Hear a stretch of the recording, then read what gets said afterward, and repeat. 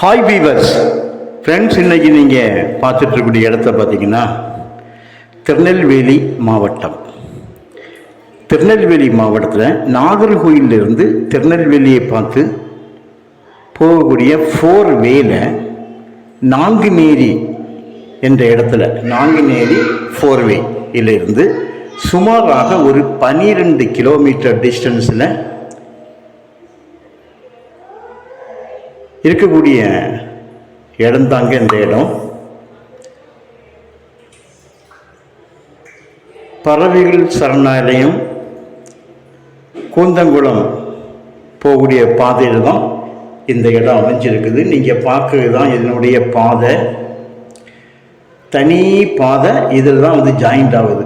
பார்த்துடுங்க, குளத்தின் கரையோரம், குளத்தின் கரை வேற, இதுக்குள்ள பாதை வேறு. ஆனால் குளக்கரை தனியாக இருக்கும். இதனுடைய பட்டா பாதை இதான் பாதை, என்ட்ரன்ஸ் நமக்கு வந்து சேருது. க்ளீன் பண்ணாமல் போட்டிருக்காங்க. ஏன்னா இவங்களுடைய போக்குவரத்து எல்லாமே மற்ற நிலங்கள் இருக்கு பாருங்க, அதனுடைய வரப்பில் கூட நடந்து வந்துடுவாங்க. குளத்துக்கு உள்பக்கம் பாருங்கள் தண்ணி எந்த அளவு. இந்த கோடை இப்போ மழை பெய்யுது, இந்த கோடை காலத்தில் நிறைஞ்ச தண்ணி தான். இப்போ வந்து ஆக்சுவலி வந்து இப்போ இன்னைக்கெல்லாம் நம்ம வீடியோ எடுத்தோம்னா தண்ணி எங்கேயோ வந்திருக்கும். இந்த வீடியோ எடுத்து வந்து ஒரு 5-6 நாட்களுக்கு ஒரு வாரங்கட்டு ஆகுது. ஸோ எப்போவுமே குளத்தோட கரையில் இருக்கும்போது உங்களுக்கு கிரவுண்டு வாட்டர் வந்து நல்லா இருக்கும். அப்படிப்பட்ட இடத்துல தான் இந்த இடம் அமைஞ்சிருக்குங்க. மொத்தம் 10 ஏக்கர் இருக்குங்க. 10 ஏக்கர் செம்மண் இருந்தது.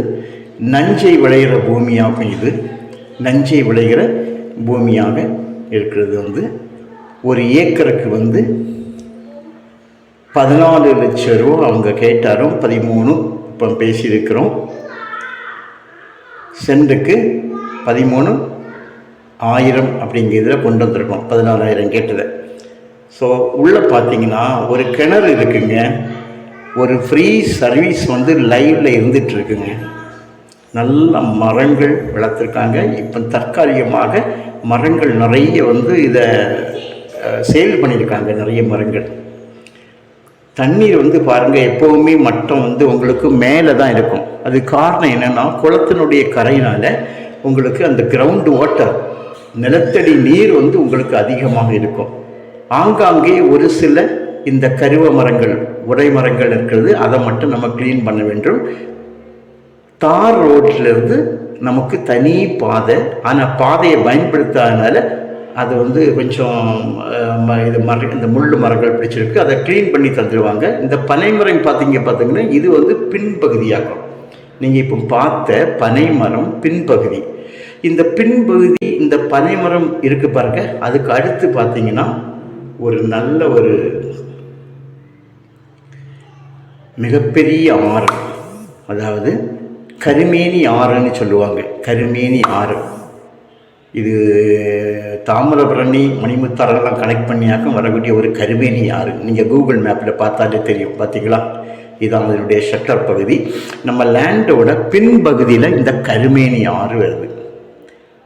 லேண்டோட ஒரு சைடு பார்டரு குளம்னு நான் உங்களுக்கு காட்டினேன். ஒரு சைடு பார்டரு குளம், இன்னொரு சைடு பார்த்தீங்கன்னா கருமேனி ஆறு. 2 பக்கமும் உங்களுக்கு தண்ணி செழிப்பு இருந்தால் இந்த இடம் எப்படி விவசாயம் இருக்கும்னு பார்த்துருங்க. ஏன்னா இந்த இடத்துக்கு வந்து அவங்க பாதையோடையே போகிறதில்ல. விவசாயிகள் கம்ப்ளீட்டாக வாழை மற்றும் பல பயிர்கள் விட்டுருக்காங்க. அதனுடைய வரப்புகள் வழியாகவே இவங்க போய் பழக்காயிட்டு. இப்போ வெளியே உள்ளவங்க வாங்கினாங்கன்னா கண்டிப்பாக காரில் அவங்க உள்ளே போவாங்க. ரோட்டில் இருந்து உள்ளே அவங்க போகணும். கையெழுத்து வந்து குடும்பம், ஒரே குடும்பத்தை சார்ந்த ஒரு 6-7 கையெழுத்து வரும்போது தெரியுது. அதை நாங்கள் வந்து பவரில் கொண்டு ஒரு சிங்கிள் கையெழுத்தில் கொண்டு வரலாமான்னு கேட்குறோம். அவங்க கொண்டு வந்தால் ரொம்ப நல்லா இருக்கும். இல்லைன்னா அவங்க எங்களுக்கு ப்ராப்ளம் இல்லை, நாங்கள் எல்லாருமே வந்துடுவோம்னா அப்படி நாங்கள் அப்படி கூட ஏற்பாடு பண்ணலாம். அது எப்படி வசதியோ அதை பார்த்துக்கலாம். மண் வந்து பரவாயில்லைங்க. மண் வந்து இந்த இந்த இந்த நிலம் மட்டும் கொஞ்சம் ஹைட்டான இடம். மற்ற இடங்கள்லாம் கொஞ்சம் தாழ்ந்த இடம். இது கொஞ்சம் ஹைட்டான இடம். மற்ற இடத்துல உள்ள மண்ணை விட இந்த நிலத்தில் உள்ள மண் வந்து வித்தியாசம். நீங்கள் இதை பார்க்க வரும்போது நான் உங்களுக்கு அதை கிளியராக காமிச்சு வந்துடுவேன். இதுதான் இந்த பக்கத்தில் இருக்கக்கூடிய கிராமம். உங்களுக்கு தேவையானா நீங்கள் கால் பண்ணுங்கள். உங்களுக்கு இதை நல்லபடியாக நாங்கள் வந்து முடிச்சு தரோம். நல்ல மண்ணுங்க.